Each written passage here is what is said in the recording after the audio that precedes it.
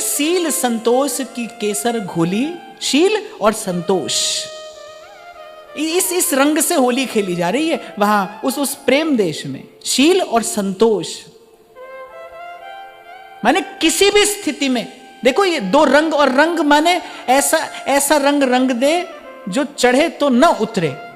हम कहते हैं ना, ऐसा रंग दे जो कभी भी न उतरे, ऐसा रंग दे जो कभी भी न उतरे, धोबी धोए चाहे सारी उमरिया, धोबी धोए चाहे सारी। किस धोबी की बात हो रही है? काल, समय।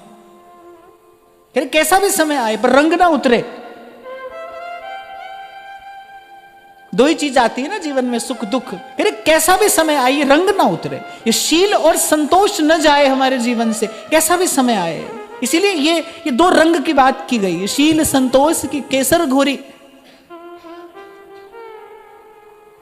सुख दुख घड़ी आए पर ना हमारे जीवन से, हमारे आचरण से न तो पवित्रता जाए और ना कभी हमारा विश्वास डगमगाए, हमें कभी असंतोष ना हो जाए। कभी देखना ऐसा भाव मन में ना आए कि ऐसा हो जाता तो अच्छा होता।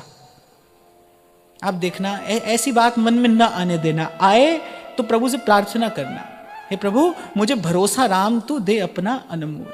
कभी भी ऐसा विचार भक्त के मन में तो नहीं आना चाहिए कि ऐसा हो जाता तो अच्छा होता ना। जो हो रहा है वही अच्छा है, जो हो रहा है वही अच्छा है। आपको शायद गत सत्र में भी मैंने चर्चा की थी ना कि जब श्री गुरु तेग बहादुर साहब की शहीदी हुई और कैसी बर्बरता उस दुष्ट औरंगजेब ने उनके साथ में की, कहते लेकिन जब घर पर संदेशा पहुंचा तो पहली बात परिवार के मुख से क्या निकलती है? तेरा पाना मीठा लगे। बड़ा सरल है भाई, मेरे लिए कह देना। बहुत आसानी से मैंने कह दिया और आपने सुन लिया। पर आप देखो किस धरातल पर भगवान की भक्ति ले जाती है। क्या हुआ, क्या हुआ, और उसके बाद कह क्या रहे हैं, और केवल कह नहीं रहे, मानते हैं कि तेरा पाना मीठा लागे। मेरे राम राय, मेरे राम राय, जो राखे त्यों रही है। और मैं कहूंगा भाई, वो जो जिसको संत कह रहे हैं ना औखी घड़ी, वो इस भरोसे से निकाल लेना, कभी दिन नहीं रहा भाई, कभी रात नहीं रही। ये सृष्टि जब से बनी है कभी दिन नहीं रहा, कभी रात नहीं रही, दिन के बाद रात और रात के बाद दिन आया है। इसी भरोसे से संतों ने ये भी कहा, औखी घड़ी नवेखण देई, अपना बिरद संभाले, हाथ दे राखे अपने को, सांस सांस प्रतिपाले, तत्तीवाऊ न लग गई, पार ब्रह्म शरणाई। इसीलिए मैंने कहा भाई अपने मन में ये अभाव मत आने देना, ये दरिद्रता अपने मन में मत आने देना। ये भाव दारिद्र्य है। असंतोष क्या है? ये भाव दारिद्र्य है। अपने मन में ये दरिद्रता ना आने देना, मन से समृद्ध रहना, समृद्ध रहना। तूने मेरे मालिक बहुत कुछ दिया है, तेरा शुक्रिया है, तेरा शुक्रिया है। संतोष से ही तो संत बनता है कोई, संतोष से। जो कुछ वर्ते सब तेरा पहाड़ा, इसी संतोष से तो कोई संत बनता है। तो ज्यों राख है त्यों रहिए। और फिर कह रहा हूं भाई, कभी रात रही नहीं, आती तो है पर रहती नहीं। दिन आता तो है पर रहता नहीं। तभी कहा दिवस रात दो दाई दाया, खेल है सगल जगत। ऐसे ही खेल रहा है वो, ये उसका खेल है, इसलिए उसको देखना, खेल खेलने वाले पर दृष्टि डालना। तत्तीवाम न लग गई, पार ब्रह्म चौगिर्द हमारे राम का दुख लगे ना पाई, तक्तिवाव न लग गई पार ब्रह्म शरणाई। तो ये दो रंग, शील और संतोष, ये ऐसे रंग हो जो उतरे नहीं, धोबी धोए चाहे सारी उमरिया। कौन है धोने वाला, कौन है? समय। समय सब रंग उतार देता है भाई। आप देखो आज बड़े प्रसन्न हो, कल ऐसा समय आएगा, आज जो चेहरा हंस रहा है, खिलखिला रहा है, कल वही रोएगा। समय सब रंग धोकर उतार देता है।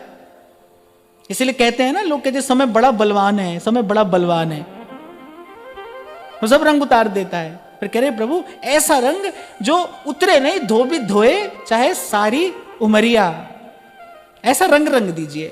वो रंग तो यही है, शील और संतोष। आप देखो भक्त के जीवन में दो बात बनी रही। आप सब भक्तों का जीवन चरित्र उठाकर देखिए। फिर स्मरण करूं मैं, क्योंकि बार बार स्मरण करने से मन को बल भी मिलता है, मन पवित्र भी होता है। जिसके पुत्र ने इतना अपमान किया है, मैं तो व्यासपीठ से अनेक बार कह चुका और कहता रहूंगा कि प्रभु करे और ये संसार कभी ऐसा दिन दोबारा ना देखे। जैसा अपमान श्री द्रौपदी जी का हुआ, ये संसार कभी ये दुर्दिन दोबारा ना देखे। भूत भविष्य वर्तमान में कभी ऐसी घटना ना घटे। पर आप उसका शील देखिए कि गांधारी कहती है बेटी रुक जा, इनको श्राप मत देना, और वो रुक तो जाती हैं और गांधारी के चरणों में अपना मस्तक रखकर प्रणाम भी करती हैं। जिसके पुत्र ने इतना अपमान किया है उसी को प्रणाम करती है। ये क्या है? शील है। भगवान कह रहे हैं भीमसेन, ये आत्ता ही है अश्वत्थामा, इसको जीवन जीने का अधिकार नहीं, ये धरती पर बोझ है, ये पापी है, ये ब्राह्मण नहीं है, इसकी हत्या कर दो, इसका वध कर दिया जाए। द्रौपदी हाथ रोक लेती है, ना ये गुरुपुत्र है। आप देखो दृष्टि कहां है। गीध की दृष्टि दूर दृष्टि होती है, पर रहती मांस के पिंड पर ही है, वो कुछ और नहीं देख सकता। उस समय में भी द्रौपदी की दृष्टि कहां पर है? बोले प्रभु आप कहते हो ये आतताई है, ये पापी है, ये नराधम है, ये जो भी है, पर गुरुपुत्र है, ये अवध्य है, ये वध करने योग्य नहीं है। कहते उद्यत थे, मारने को उद्यत थे भीम और अर्जुन, और अंतर्यामी सबके घट में बैठा देख रहा है कौन कहां जाता है, कौन क्या करता है। और कहते जब द्रौपदी ने रोका ना, कहते भगवान के नेत्र सजल हो गए, द्वारिकाधीश के नेत्र सजल हो गए। कहते प्रभु ने द्रौपदी को प्रणाम किया, कृष्णा आज मैं तेरे शील को प्रणाम करता हूं। द्रौपदी को प्रणाम करते हैं भगवान कि आज मुझे इस बात का गर्व है कि मेरा संबंध तुमसे है, आज तुम मेरा गौरव बनी हो।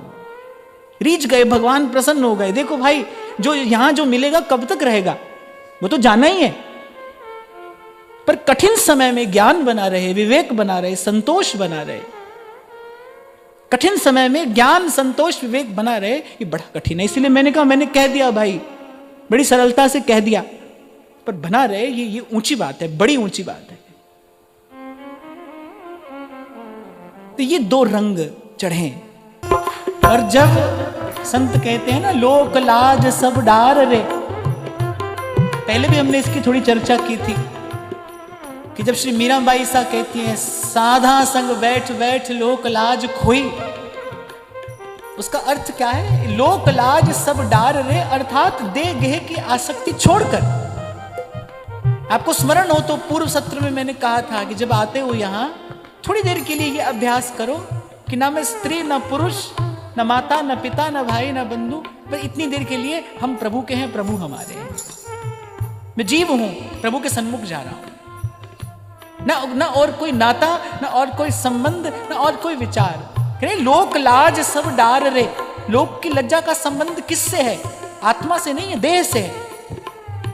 तो जब मीरा जी कहती है ना लोक लाज सब डार रे, इसका अर्थ है कि देह गेह की आसक्ति से मुक्त होकर हम नित्य प्रति संध्या को कहते हैं, स्तुति करते हैं, तो एक अहमता ममता ये है जग में अति दुखदाई, और ये जब श्री जी की ओर लगे तब होत परम सुखदायक। तुलसीदास जी कहते हैं ना, बड़ी मूढ़ता गही जिए लही लोक की लाज। लोक की लाज माने इसको त्यागने की बात जो कहते हैं, इसका अर्थ क्या है?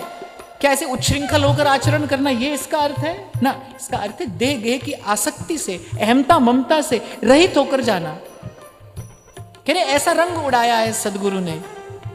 घट के पट सब खोल दिए हैं, घट के पट सब खोल दिए हैं। अच्छा, घट पर कौन सा पट है? जो घट है इस पर कौन सा पट है? घट पर कपट का पट है। भगवान कह रहे हैं ना, चौथी भक्ति मम गुणगन करई कपट तजगान। माने घट का पट हटाकर भजन करना। और घट पर पट किसका है? कपट का। और कपट जीव क्यों करता है? स्वार्थ से प्रेरित होकर करता है। स्वार्थ से प्रेरित होकर जीव कपट करता है। और स्वार्थ का खेल कब तक है? जब तक मैं हूं और मेरा है तब तक स्वार्थ है, और जब तू है और तेरा है फिर परमार्थ है। तो घट पर पट किसका है? कपट का।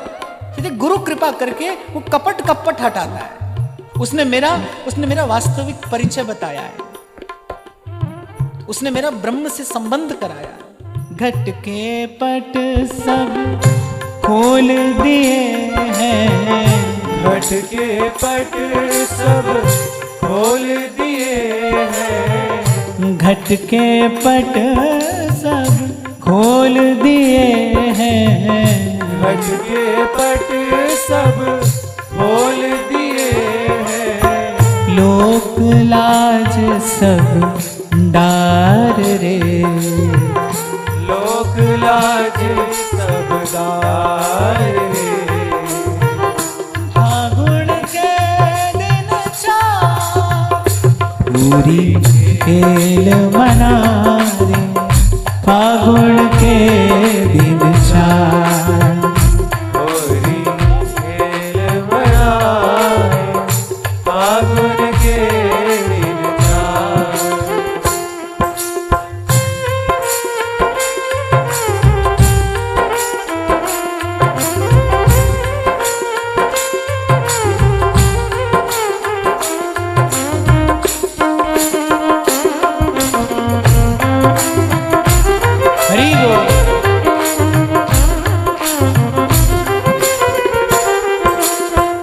मीरा के प्रभु गिरधर नागर, मीरा के प्रभु गिरधर नागर।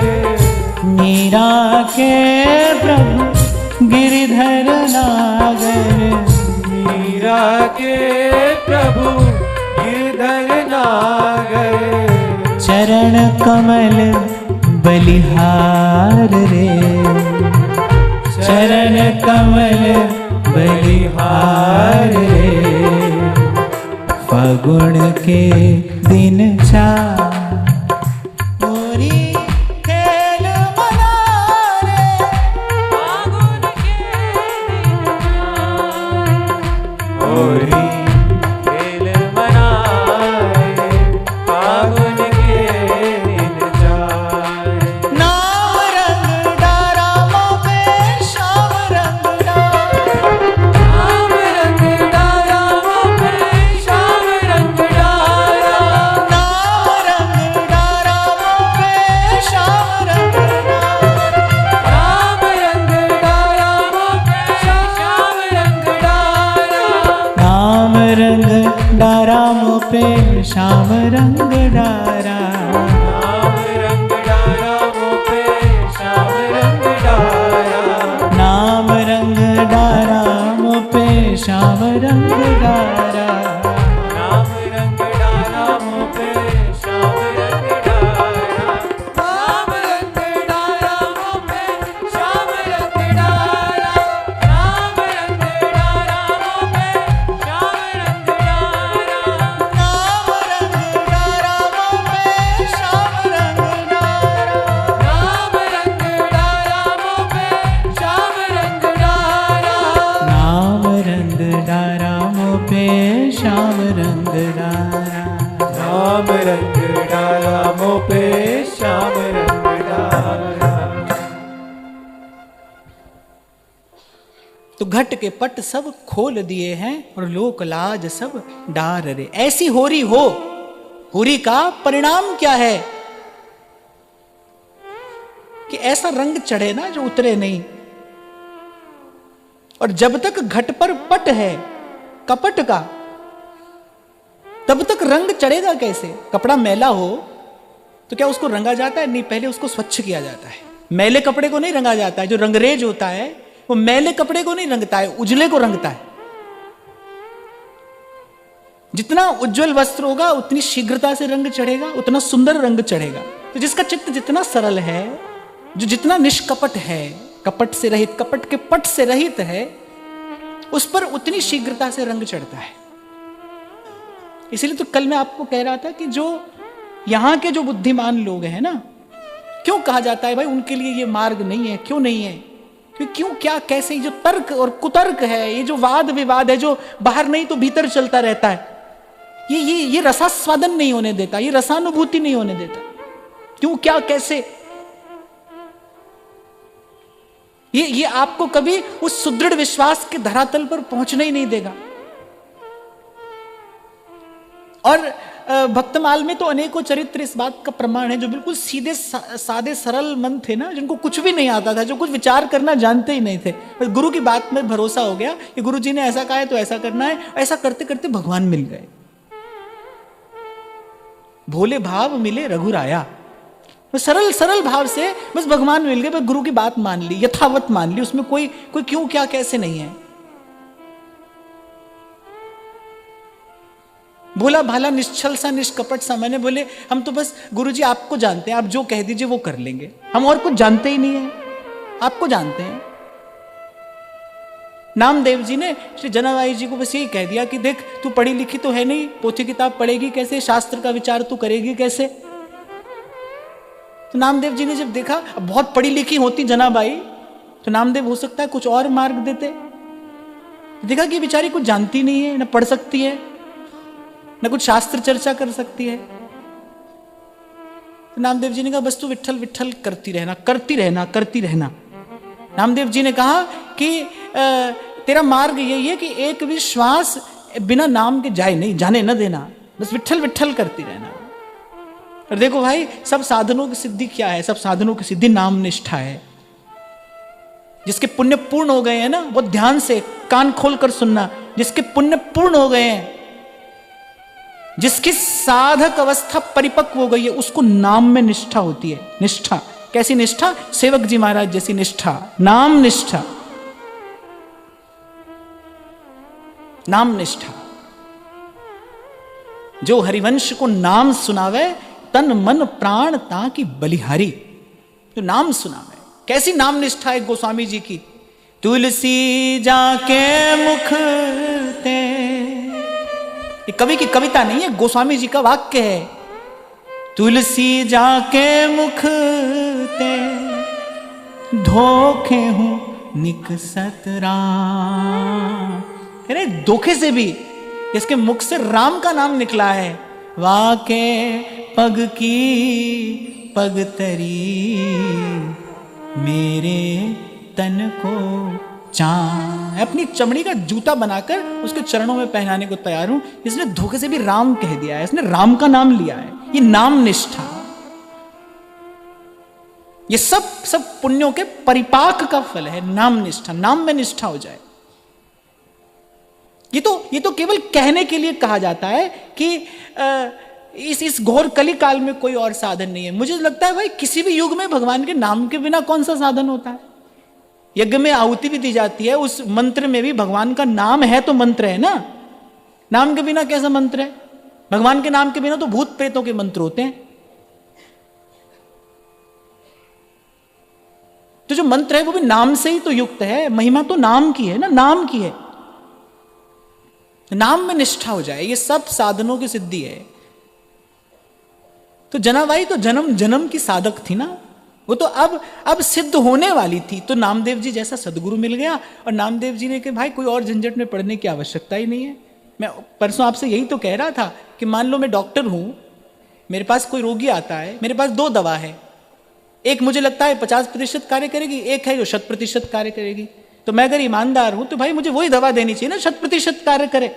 और 100% कार्य करने वाली भव रोग की औषधि तो प्रभु के नाम के अतिरिक्त कोई दूसरी नहीं है। मैं नहीं कह रहा भाई, कोई मेरा व्यक्तिगत विचार नहीं है। मीरा, सूर, तुलसी, कबीर, नानक, रैदास, सारी संत परंपरा, सारी आचार्य परंपरा, सारी भक्त परंपरा एक स्वर से इस बात की घोषणा करती है, एक स्वर से,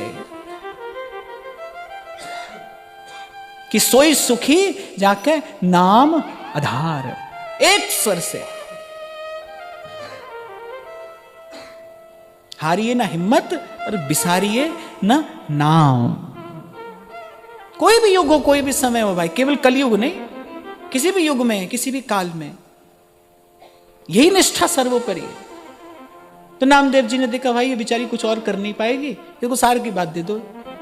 और देखो मैं तो बहुत बार इस घटना का चिंतन करता हूं और आनंदित हो जाता हूं कि कौन आया दर्शन करने, कबीर जी आए, जो कहते हैं कि भाई मो को कहां ढूंढे बंदे, मैं तो तेरे पास में। वो तो परमहंस है, उनको न तो कहीं जाना है, ना आना है, न लेना है, न देना है। कबीर जी तो परमहंस महापुरुष है ना, न कहीं आना, न जाना, न लेना, न देना। उनको तो मंदिर से लेना है, ना मस्जिद से लेना है। अच्छा, एक और बड़ी पते की बात कबीर जी ने कही है। वो कह रहे मो को कहा ढूंढे बंदे, मैं तो तेरे पास में। कह रहे ना काबा कैलाश में, मैं तो हूं विश्वास में, विश्वास में। अच्छा, एक और बात इसके साथ साथ मैं आपको कहूं, विश्वास भगवान पर नहीं होगा, विश्वास तो गुरु पर होगा, क्योंकि वो प्रत्यक्ष है, वो आंख के सामने है। विश्वास गुरु पर होता है।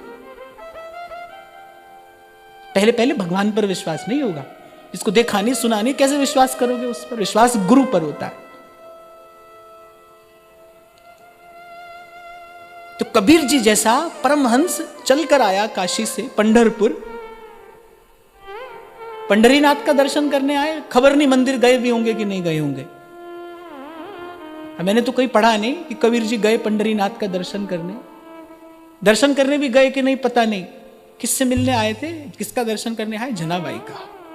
जनाबाई की नाम निष्ठा ऐसी है, सुना है कबीर जी ने कि भाई कोई ऐसा नाम जापक है कि जिसके रोम रोम से रसने लगा है नाम।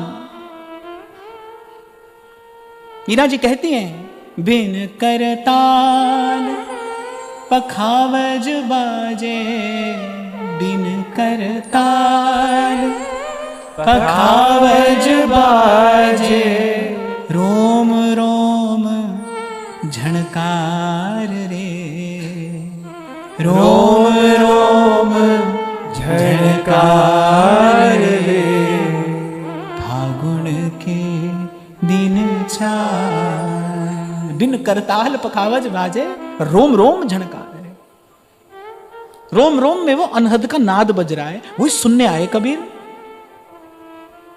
ऐसे तो कई बार हमने ये कथा कही सुनी, पर भक्तों के स्मरण से मन वाणी पवित्र होती है। क्या देखा कबीर जी ने आकर? जनाबाई झगड़ रही है किसके लिए? गोबर के कंडों के लिए। पड़ोसी से गोबर के कंडों के लिए झगड़ रही जनाबाई। और सोचो कहां मीलों से चलकर आए कबीर जी। अब आप सोचो कि संत का दर्शन करने आप जाओ, इतनी लंबी यात्रा करके आप संत की कुटिया में पहुंचो, संत के स्थान पर पहुंचो, और वो जो साधु है, वो जो संत है, वो गोबर के कंडों के लिए झगड़ रहा हो, क्या होगा? आपकी मनोदशा क्या होगी? आप तो गुरुजी से मिलने जाते तो गुरुजी जचे जचाए आपको आसन पर मिलते हैं ना। बढ़िया सुंदर तिलक होता है, हाथ में माला होती है, और बढ़िया सुंदर आसन पर ऐसे गुरुजी का दर्शन होता है ना आपको। कबीर जी चलकर गए, अब जनाबाई झगड़ रही है। अब कबीर जी भी हैं तो महापुरुष ही, भाई ये गोबर के कंडों के लिए झगड़ रही है, कोई तो बात होगी, कोई तो कारण होगा। हमारे जैसा कोई होता तो लौट कर चल देता, व्यर्थ ही आए, ऐसे ही क्यों आए, यहां तो ये दिखाई पड़ रहा है। पर कबीर जी तो धीर गंभीर तत्वज्ञ महापुरुष है ना। तो कबीर जी ने कहा भाई ये लड़ रही है, कोई कारण तो होगा। कबीर जी ने कहा माई गोबर के कंडों के लिए लड़ती है। जनाबाई जी ने पूछा पहले तो आप कौन हैं, आप क्यों बीच में पड़ते हैं? मैं कंडे के लिए नहीं लड़ती हूं, मेरा कंडा साधारण नहीं है। जनाबाई कहती है मेरा कंडा साधारण नहीं है। अरे कंडा तो गोबर का ही है ना, उसमें साधारण क्या और असाधारण क्या? नेत्र सजल हो गए जनाबाई के। कहती है मेरा कंडा विट्ठल बोलता है, विट्ठल विट्ठल कहता है। कहते कबीर जी का रोम रोम झनकृत हो गया सुनकर, गोबर का कंडा विट्ठल विट्ठल कहता है। मैं कल ही आपसे कह रहा था ना, संतों के रोम रोम से आवाज आती है, ऐसा तो संसार ने देखा है सुना है, पर गोबर का कंडा वो जड़ वस्तु, उससे भगवान नाम की ध्वनि आ रही है। जनाबाई ने कहा नहीं मानो तो कान से लगा कर देखो, आप ही निर्णय कर दो, आप आ गए हो तो आप ही निर्णय कर दो। 2-4 कंडे उठाकर कबीर जी ने यहां वहां डाले और एक कंडा हाथ में आया, कबीर जी ने कान से लगाया और गोबर का कंडा कह रहा है विठ्ठल विठ्ठल विठ्ठला माझा पांडुरंग विठ्ठला। आप सोचो गोबर के कंडे जैसी जड़ वस्तु से अगर संत का स्पर्श परम चेतन भगवान नाम का उच्चारण करा सकता है, ऐसा संत यदि जीवन में मिल जाए तो क्या होना असंभव है, फिर क्या होना असंभव है। इसीलिए तो श्री ध्रुवदास कहते अरे कहा न हुई सत्संग ते, देखो तिल और तेल। सतगुरु मेरे कीता कमाल जी। इसलिए तो बार बार आपसे कहता हूं भाई, चमत्कार तो एक ही है। अब वो कब हो, किस जन्म में हो, ये नहीं कहा जा सकता, पर चमत्कार तो एक ही घटना को कहना चाहिए, जब गुरु मिल जाए, जब संत मिल जाए, जो मनमुख को सन्मुख कर दे, यही चमत्कार है। बाकी तो 2 कौड़ी का तमाशा है भाई, 2 कौड़ी का। मैं तो कहता हूं 2 कौड़ी का भी नहीं, फूटी कौड़ी का। उस तमाशे के लिए तो 2 कौड़ी लगाना भी मूर्खता है। फूटी कौड़ी का तमाशा है, ये चमत्कार है। इसको आप लोग करिश्मा कहते हो ना, करिश्मा, अद्भुत, कौतुक, जो न हो सकता हो वो हो जाए। सतगुरु मेरे कीता कमाल जी, सतगुरु मेरे कीता कमाल जी। शहनशाह बनाया मैनू, शहनशाह बनाया मैनू, जुगां दी कंगाल सी, किवें लब्बे शाम मैनू, पुछदियां सारियां जदों तेरे नाम